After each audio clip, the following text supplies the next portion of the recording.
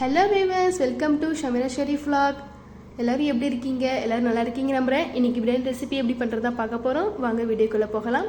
இதுக்கு தேவையான லிஸ்ட் எல்லாமே ஃபஸ்ட்லேயே கொடுத்துருக்கேன். நான் சொல்கிறத விட உங்களுக்கு லிஸ்ட்டு பார்த்தா ஈஸியாக இருக்கும் நம்புகிறேன். ஸோ அதனால் எல்லாமே நான் ஃபஸ்ட்லேயே கொடுத்துருக்கேன். அதை பார்த்துக்கோங்க.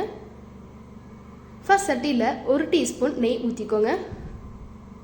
அப்புறம் ஒரு 1/4 லிட்டர் எண்ணெய் ஆட் பண்ணிக்கோங்க. இது பார்த்தீங்கன்னா 1.5 கிலோ பிரியாணி. அப்புறம் நம்ம எடுத்து வச்சுருக்க பூ, பட்டை, ஏலக்காய், அப்புறம் பிரியாணி இலை இது எல்லாமே ஆட் பண்ணிக்கோங்க. ஒரு 4 பச்சை மிளகாய், வெங்காயம் பார்த்தீங்கன்னா 1/2 கிலோ எடுத்துருக்கோம். தக்காளி ஒரு 7-8 தக்காளி நம்ம கட் பண்ணி வச்சுருக்க வெங்காயம் ஆட் பண்ணிக்கலாம். நல்லா இந்த மாதிரி கிண்டி விட்டுக்கோங்க. அப்புறம் உப்பு ஆட் பண்ணிக்கோங்க. உப்பு உங்களுக்கு தேவைக்கு ஏற்ற மாதிரி தான். உப்பு போடுறதுனால நம்மளுக்கு சீக்கிரமாகவே வதங்கி கொடுத்துரும். நல்லா வதங்கட்டும். வதங்கினதுக்கு அப்புறம் இஞ்சி பூண்டு ஆட் பண்ணிக்கோங்க. இஞ்சி பூண்டு ஆட் பண்ணி நல்லா கிண்டி விட்டுக்கோங்க, பச்சை வாசனை போகிற வரையும். அப்புறம் கட் பண்ணி வச்சுருக்க தக்காளி ஆட் பண்ணிக்கோங்க.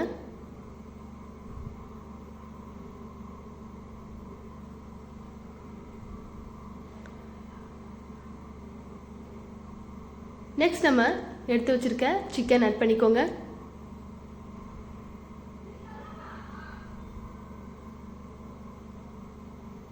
நானும் வீடியோ கஷ்டப்பட்டு தான் போடுறேன். ஸோ அதனால் எல்லாமே சப்ஸ்கிரைப் பண்ணுங்கள், லைக் பண்ணுங்கள்.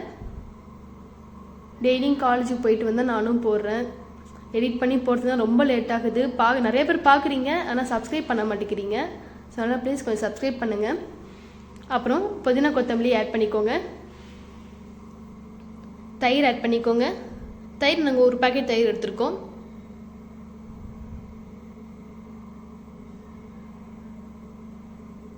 நல்லா கிண்டி விட்டுக்கோங்க.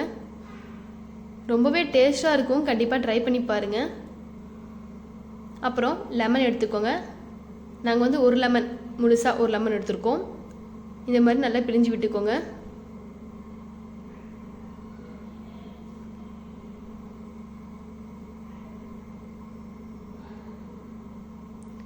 ட்ரை பண்ணி பார்த்துட்டு கமெண்ட் பண்ணுங்கள்.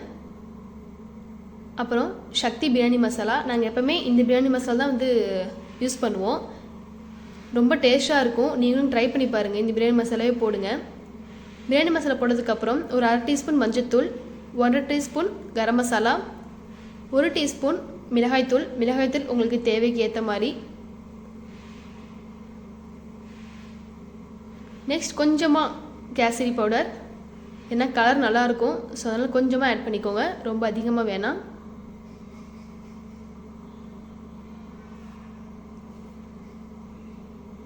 இது பாருங்கள், இந்த கப்பில் தான் நாங்கள் அரிசி எடுத்துருக்கோம். இந்த கப்புக்கு 1.5 கப் தண்ணி ஆட் பண்ணிக்கோங்க. இந்த கப்பால் 1.5 கப்பு.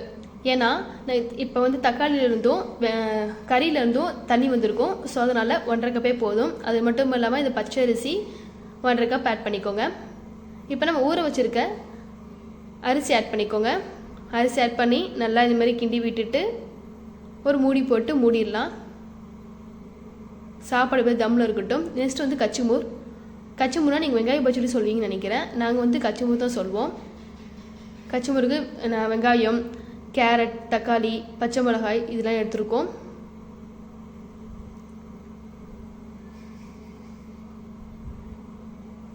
இந்த மாதிரி ட்ரை பண்ணி பாருங்கள், கண்டிப்பாக சூப்பராக இருக்கும். வெள்ளரிக்காய் இந்த கூட ஆட் பண்ணிக்கோங்க.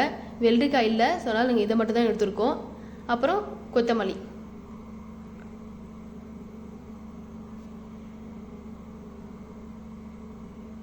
நிறைய பேர் சப்ஸ்கிரைப் பண்ணாமல் பார்க்குறீங்க. பார்க்குறவங்க எல்லாமே கொஞ்சம் சப்ஸ்கிரைப் பண்ணிங்கன்னா நானும் இதுக்கப்புறம் வீடியோ போடுற எனக்கு இன்ட்ரெஸ்ட்டாக இருக்கும். கஷ்டப்பட்டு போடுறோம், அதனால் கொஞ்சம் சப்ஸ்கிரைப் பண்ணிவிடுங்க. அப்புறம் கொஞ்சம் ஒரு அரை லெமன் ஆட் பண்ணிக்கோங்க. உங்களுக்கு தேவைக்கு ஏற்ற மாதிரி தூளுப்பு ஆட் பண்ணிக்கோங்க. அப்புறம் தயிர் கொஞ்சம் அதிகமாகவே ஆட் பண்ணிக்கோங்க, அப்போ தான் நல்லாயிருக்கும். வீடியோ எடுக்கும்போது தெரியாமல் சைடில் போச்சு, கொஞ்சம் அட்ஜஸ்ட் பண்ணிக்கோங்க.